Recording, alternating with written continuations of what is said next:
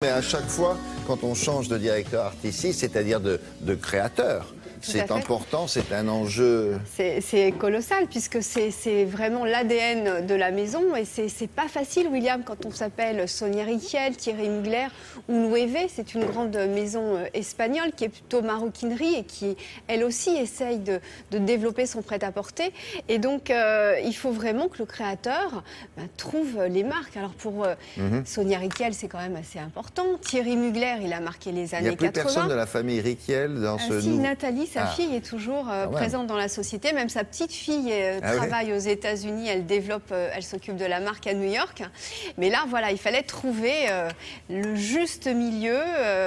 Voilà, la personne qui va relancer la marque. Parce que depuis quelque temps, c'est vrai que ces maisons, c'était pas ça. Les créateurs qui sont passés, c'était un peu la valse. Ils se sont même succédés rapidement. Rapidement. Et c'est vrai que des fois, on ne donne pas la chance finalement aux créateurs parce qu'il faut une collection. Et ils partent. Mais là, vraiment, 3 marques, donc Loewe, Sonia Rykiel, Mugler, collection très applaudie. Je vous propose donc de découvrir et de mettre un visage sur ces 3 noms.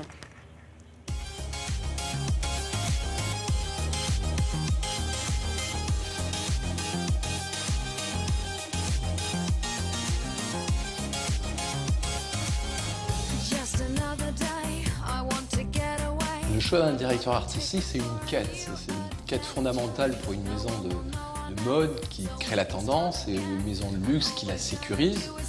Et c'est difficile parce qu'il faut s'intéresser à une personnalité. Cette personnalité doit être créative, elle doit avoir la compréhension de ce qu'est l'histoire de la maison. Et elle doit aussi avoir un but, elle doit savoir où l'emmener. Julie Librand a commencé en tant que directrice artistique chez Sonia Rykiel en juillet. Et elle a été capable, en très peu de temps, de présenter cette collection. Qu'est-ce qui m'a inspiré pour cette première collection? Les rayures de Sonia Rykiel. C'est vraiment le début et c'est ce qui nous rend heureux, qui nous donne un sourire et qui sont iconiques. La femme d'aujourd'hui est active, elle voyage, elle travaille, elle fait plein de choses. Donc c'est important d'être cohérent avec ce qui se passe dans la rue et avec les femmes d'aujourd'hui.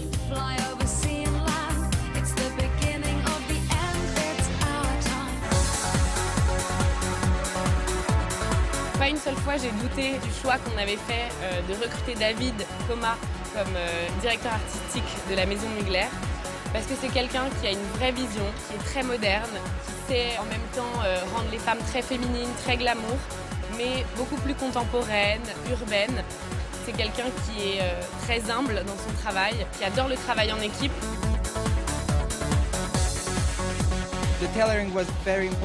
La coupe est importante pour moi, tout comme l'utilisation des techniques nouvelles. Le métal est encore une fois très présent. J'ai voulu le mélanger avec des matières spéciales. Un métal élastique comme des chaînes que l'on mettrait en travers du corps, un peu comme des bijoux. Je voulais qu'il y ait adéquation entre la coupe et les courbes du corps.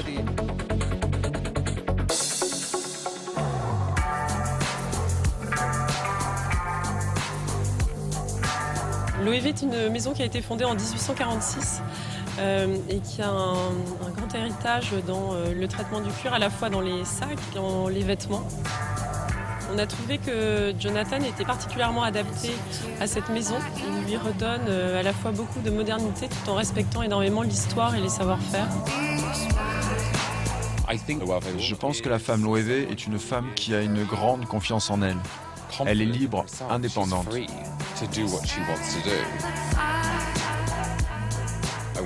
Je voulais montrer comment nous pouvions encore développer le travail du cuir et des formes, parce que nous avons le meilleur savoir-faire au monde.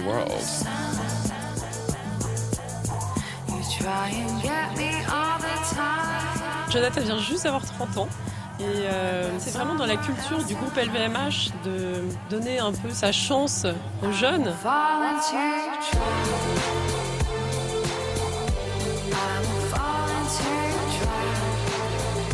C'est très original, nous y reviendrons tout à l'heure. Merci beaucoup Isabelle.